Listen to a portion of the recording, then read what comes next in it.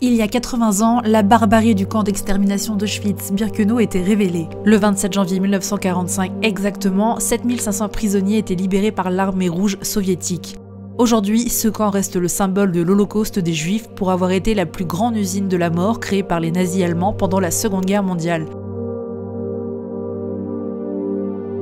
Le nombre exact des victimes de ce camp n'est pas connu avec certitude, mais les historiens estiment à environ 1 100 000 celui des morts, hommes, femmes et enfants, entre 1940 à 1945, dont environ 1 million de juifs. Les autres victimes furent surtout des Polonais non-juifs, des Roms et des prisonniers soviétiques. Construit à partir de 1941, le camp d'extermination de Birkenau est devenu en 1942 le plus grand lieu d'extermination des Juifs dans le cadre de la solution finale nazie. Il abritait 4 chambres à gaz et 4 fours crématoires.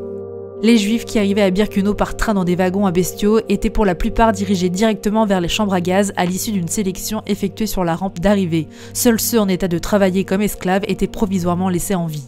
On ne peut pas trouver les mots exact pour décrire ce que l'on a subi dans les camps.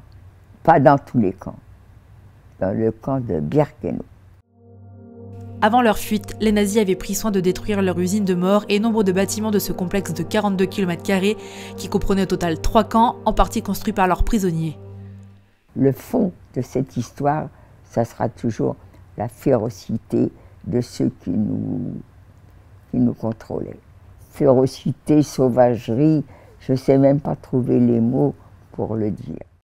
Depuis 1947, ce site, symbole de la plus grande barbarie humaine, est classé monument national en Pologne et accueille un musée Auschwitz-Birkenau sous tutelle d'un comité international. J'utilise le témoignage parce que, égoïstement, c'est à moi que ça fait du bien. J'essaye de croire que tous ceux qui m'écoutent deviendront des passeurs de mémoire et que les gens réfléchiront avant de dire « Oh, encore un noir, oh, encore un juif ». Le site, également inscrit sur la liste du patrimoine mondial de l'UNESCO, s'étend sur 200 hectares et il est visité chaque année par environ 2 millions de personnes.